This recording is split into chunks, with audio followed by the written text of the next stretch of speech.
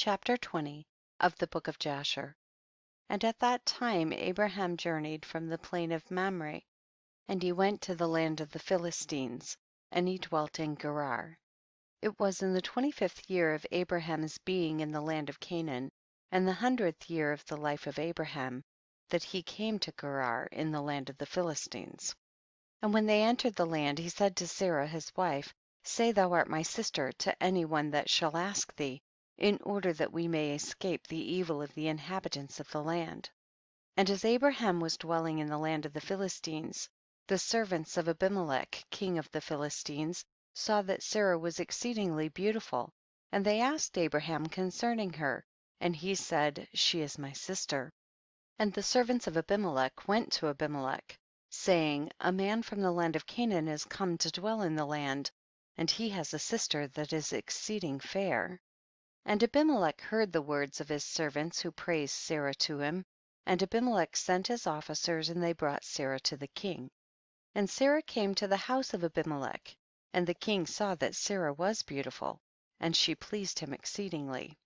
And he approached her and said to her, What is that man to thee, with whom thou didst come to our land?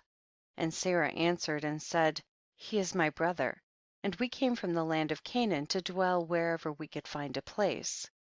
And Abimelech said to Sarah, Behold, my land is before thee, place thy brother in any part of this land that pleases thee, and it will be our duty to exalt and elevate him above all the people of the land, since he is thy brother. And Abimelech sent for Abraham, and Abraham came to Abimelech. And Abimelech said to Abraham, Behold, I have given orders that thou shalt be honored as thou desirest, on account of thy sister Sarah. And Abraham went forth from the king, and the king's present followed him. As at evening time before men lie down to rest, the king was sitting upon his throne, and a deep sleep fell upon him, and he lay upon the throne and slept till morning. And he dreamed that an angel of the Lord came to him with a drawn sword in his hand, and the angel stood over Abimelech, and wished to slay him with the sword. And the king was terrified in his dream, and said to the angel, In what have I sinned against thee, that thou comest to slay me with thy sword? And the angel answered and said to Abimelech, Behold, thou diest on account of the woman which thou didst yesternight bring to thy house. For she is a married woman, the wife of Abraham who came to thy house. Now therefore return that man his wife, for she is his wife. And shouldst thou not return her, know that thou wilt surely die, thou and all belonging to thee. And on that night there was a great outcry in the land of the Philistines. And the inhabitants of the land saw the figure of a man standing with a drawn sword in his hand, and he smote the inhabitants of the land with the sword, yea, he continued to smite them.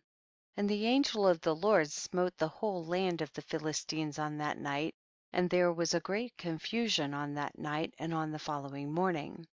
And every womb was closed, and all their issues, and the hand of the Lord was upon them on account of Sarah, wife of Abraham, whom Abimelech had taken.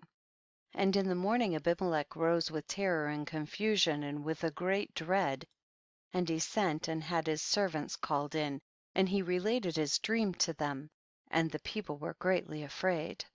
And one man standing amongst the servants of the king answered the king, saying, O sovereign king, restore this woman to her husband, for he is her husband, for the like happened to the king of Egypt when this man came to Egypt. And he said concerning his wife, She is my sister, for such is his manner of doing when he cometh to dwell in the land in which he is a stranger. And Pharaoh sent and took this woman for a wife, and the Lord brought upon him grievous plagues until he returned the woman to her husband. Now therefore, O sovereign king, know what happened yesternight to the whole land, for there was a very great consternation, and great pain and lamentation, and we know that this was on account of the woman which thou didst take.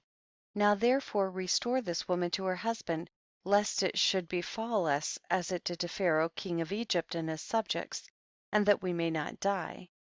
And Abimelech hastened and called and had Sarah called for, and she came before him, and he had Abraham called for, and he came before him. And Abimelech said to them, what is this work you've been doing in saying you are brother and sister, and I took this woman for a wife? And Abraham said, because I thought I should suffer death on account of my wife. And Abimelech took flocks and herds, and men servants and maid servants, and 1,000 pieces of silver, and he gave them to Abraham, and he returned Sarah to him. And Abimelech said to Abraham, behold, the whole land is before thee, dwell in it wherever thou shalt choose.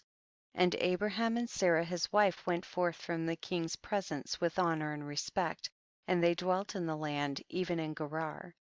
And all the inhabitants of the land of the Philistines and the king's servants were still in pain, through the plague which the angel had inflicted upon them the whole night on account of Sarah. And Abimelech sent for Abraham, saying, pray now for thy servants to the Lord thy God, that he may put away this mortality from amongst us. And Abraham prayed on account of Abimelech and his subjects, and the Lord heard the prayer of Abraham, and he healed Abimelech and all his subjects. End of chapter 20.